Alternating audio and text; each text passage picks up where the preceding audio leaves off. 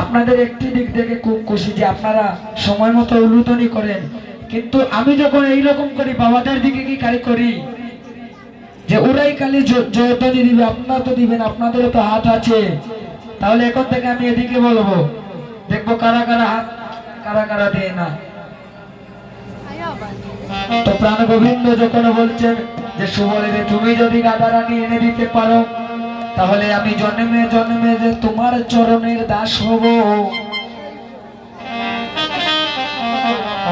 আমি যে জন্মে জন্মে তোমার চরণের দাস হয়ে যাব। নিজে ত্রিজগতের পালক হয়ে সুবলকে যখন এমন কথা বলছেন, সুবল বলে হে সখা, আমরা সব সখাগণ চেয়েছিলাম যে তোমার চরণের আমরা দাস হব, আর তুমি একই কথা বলছো যে তুমি আমাদের চরণের দাস হবে। না সখা, এটা আমরা মানতে পারবো না, আমরাই তোমার চরণের দাস হব।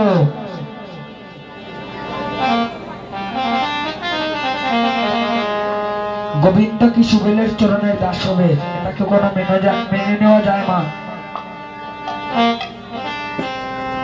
এজন্য সুবল গোবিন্দকে বারে বারে বলেছে বড় বিনয় করে, গোবিন্দ গো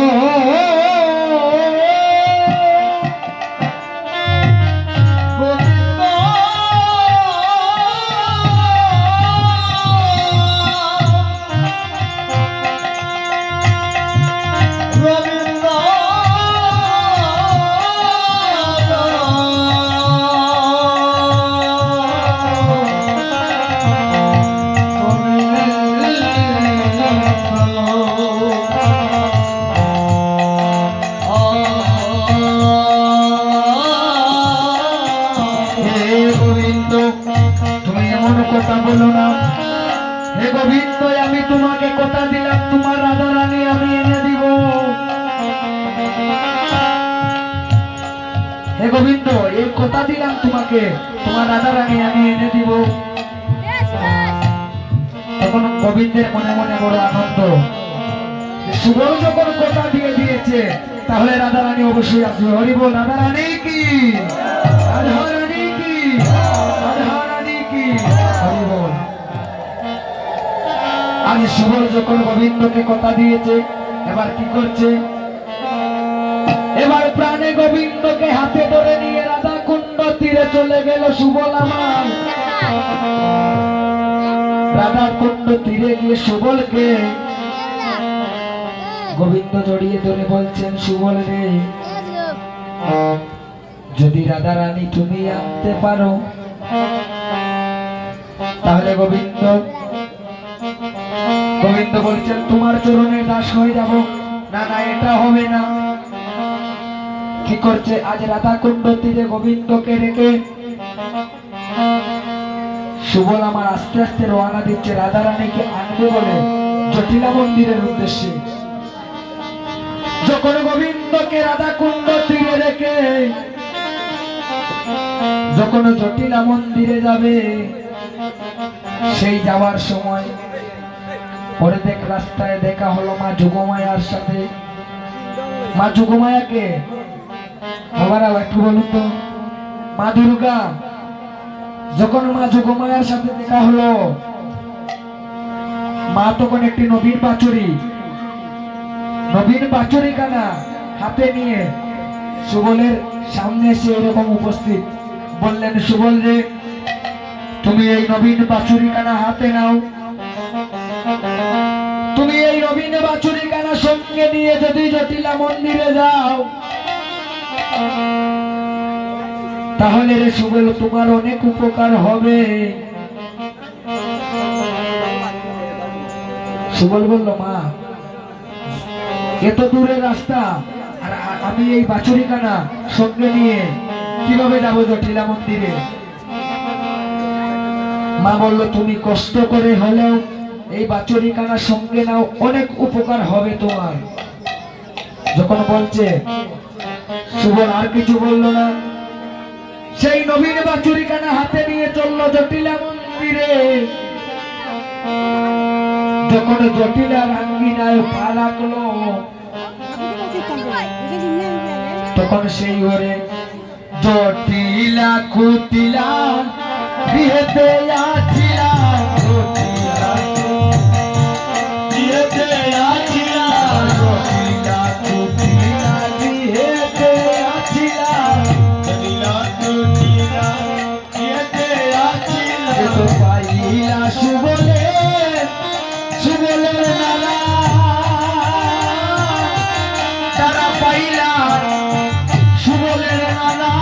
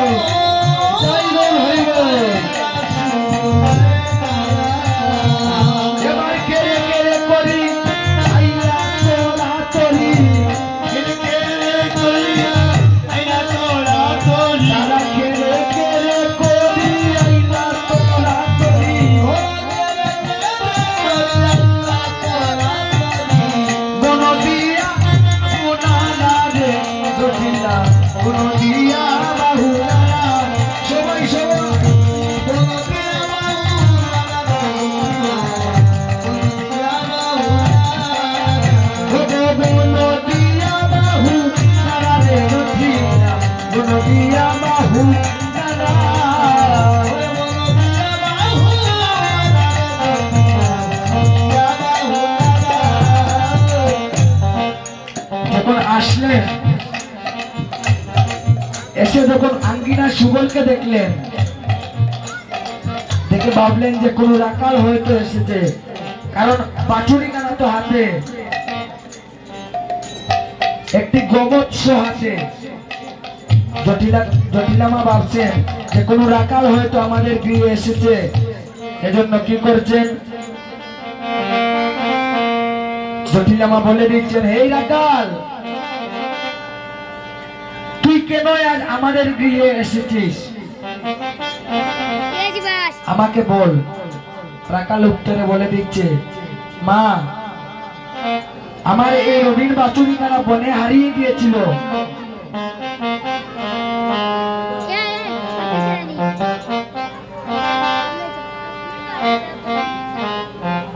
আমার এই নবীন বাছুরি কানা বনে হারিয়ে গিয়েছিল। অনেক কষ্ট করে এই বাছুরি কানা খুঁজে আমি তোমার বাড়িতে এসেছি একটু জলপান করব বলে।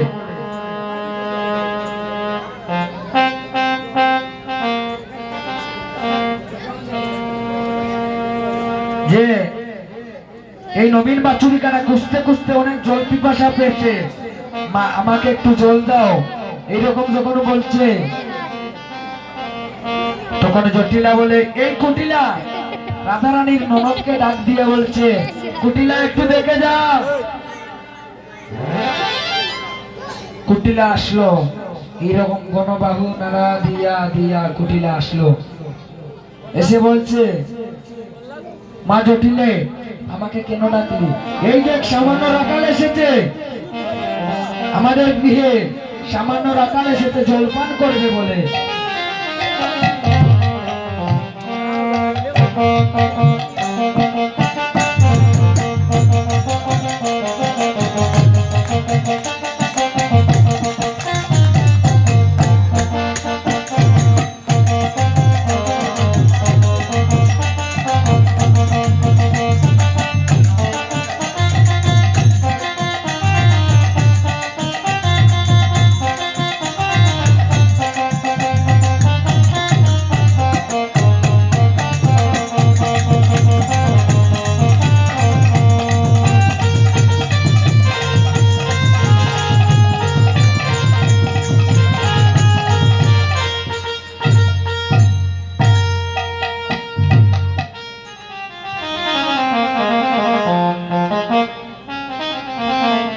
তখন কুটিলা এসে ডাক দিয়ে বলছে, তুই সামান্য রাকাল হয়ে এসেছিস আমাদের গৃহে জলপান করবি বলে, তুই চলে যা, আমাদের গৃহে কোনো জল নাই। যখন এইরকম বলছে কুটিলা, তখন রাকাল মনে মনে ভাবে, যদি এবার নিজের সম্বন্ধটা না বলি জটিলামাকে, তাহলে বুঝি রাধারানী নেওয়া হবে না। রাধারানী নিতে হলে সম্বন্ধটা বলতে হবে। মা জটিলাকে ডাক দিয়ে বলছে, ও মা জটিলে, তুই একটু দেখে যা, তোদের সাথে আমার একটা সম্বন্ধ আছে, সম্বন্ধ মানে একটা আত্মীয়তা আছে। মা জটিলা বলছে যে এই রাখাল, তোর সাথে আমার কিসের সম্পর্ক, কিসের আত্মীয়তা, কিসের সম্বন্ধ? যখন এমন কথা জটিলা বলছে, সুবল উত্তরে বলে, ও গো মা, ওই মা, ওই সবাই করে তালি করে গেছে এখন। ও গো মা, ওই মা, ওই মা, ও গো আমি তোমার পুত্রা হই, তুমি আমার মা, ওই ও গো আমি তোমার পুত্রা হই, তুমি আমার মা, ও গো আমি তোমার পুত্রা হই, তুমি